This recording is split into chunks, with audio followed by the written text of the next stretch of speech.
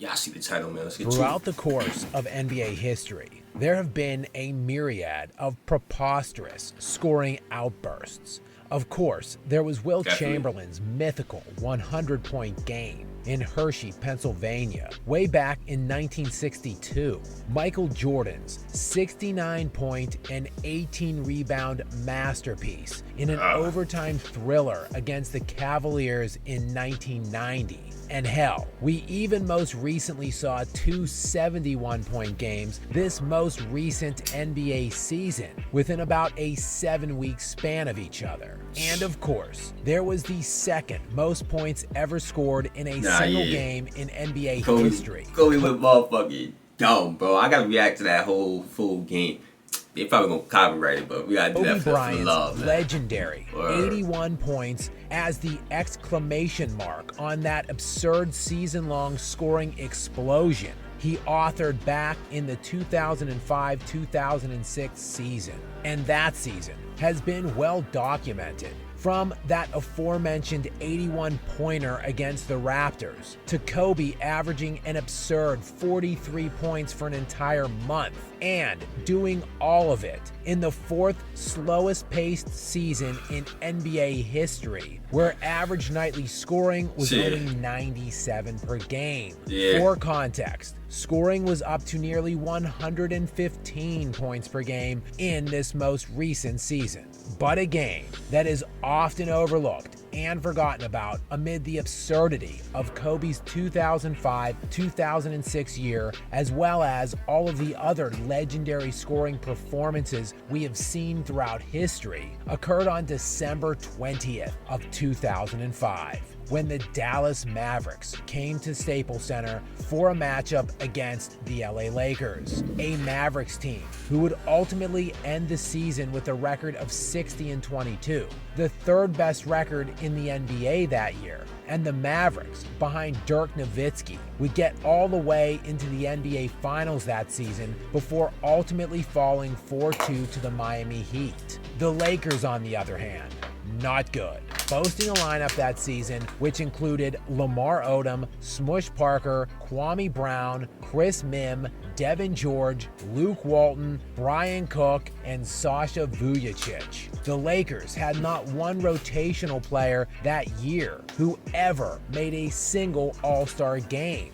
It's garbage! Bryant would have killed to have Zydrunas Ilgauskas or Mo Williams on this roster. With Kobe off of the court in the 2005-2006 season, the Lakers He would have killed to have them. I don't think he would have killed that. I think he would have I think he would have liked to have somebody a little bit better. Just 92 points per 100 possessions in sixth season. The Lakers scored only 92 points per 100 possessions. The worst offensive rated team in the league that season scored 101 points per 100 possessions. So to say the Lakers were below not good, Below not good. Not good at all in any of those areas, see? without Kobe Bryant would be the understatement of the season that year in the NBA. But on December 20th, when the eventual conference champions came to town, Bryant produced a game that had never been seen before in NBA history, has not been duplicated since, and likely will never be seen ever again. Kobe poured in 62 points through 3 quarters in just 32 minutes of game played and on only 31 shot attempts. Bryant outscored the entire 60-win on 31 shot attempts. That's great effectiveness, efficiency. Maverick team by himself through the end of the third quarter. No one in the shot clock era's history of professional basketball has ever equaled this feat. Not even Will Chamberlain. Not even in the 1961-62 season when Chamberlain averaged 50 for the entire year.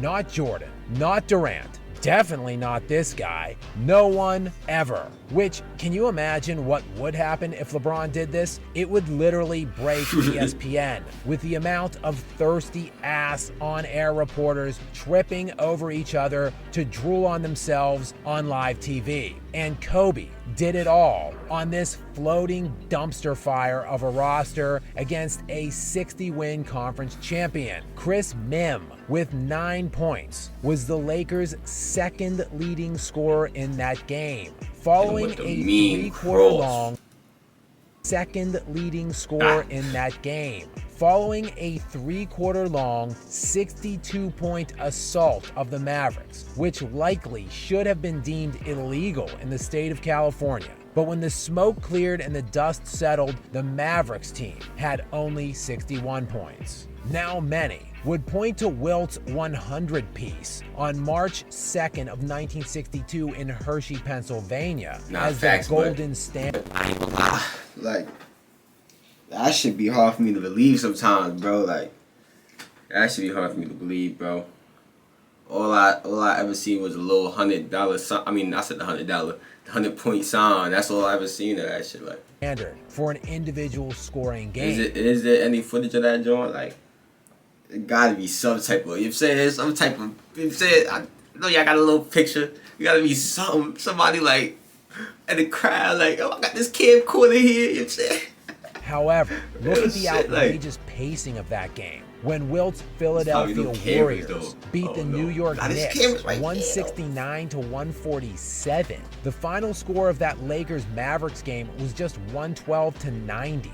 Further, Wilt had some extreme advantages in this game. For starters, the opposing center for the New York Knicks, Darrell Imhoff, was listed at just 6'10", 220 pounds, out there looking like a 1960s precursor for walking. Nah, this fucking skeleton dance. That's a funny ass meme precursor for walking skeleton figure Chet Holmgren. 7'1", 275-pound freak mutant athlete Wilt Chamberlain likely would have feasted that night even if Imhoff had played the whole game, which he didn't, as he logged only 20 minutes in that game. The backup center for the Knicks was Dave Budd, at just 6'6", 205 pounds, who got 27 minutes of time guarding Wilt in that game, while the other principal defender that night was power forward Willie Knowles, who was just 6'6", 225. Not only was arguably the strongest player in NBA history playing against the modern-day equivalent of shooting guards on defense, there was also no 3-second violation at this time in the NBA, so Wilt could just camp out underneath and feast on offensive rebounds and putbacks, as the vast majority of his 63 shot attempts that game came within 3 feet of the basket. Even looking at the other gold standard alongside Wilt for individual scoring prowess, Michael Jordan, and his signature 69-point career-high game. That was an overtime game where Jordan played 50 minutes, and his next highest scoring game was a 64-point performance in a loss against the Orlando Magic on January 16th of 1993 when he played 47 minutes. But in just 32 minutes... I never even knew he dropped 64 as well. And at the end of the third quarter, with the Lakers leading 95 to 61 in the game, Kobe decided to shut it down for the night. Phil Jackson sent then assistant coach Brian Shaw to ask if Kobe That's why I'm so effective. Kobe get to that line, you can't stop him. To try to set some kind of a scoring record, to which Kobe responded that the objective was to win the game, and the game was already over. So Bryant's night came to an end in only those 32 minutes. 14 games later, however, Kobe would have another look at history, and he would capitalize on that one. That, however, is a story for another day.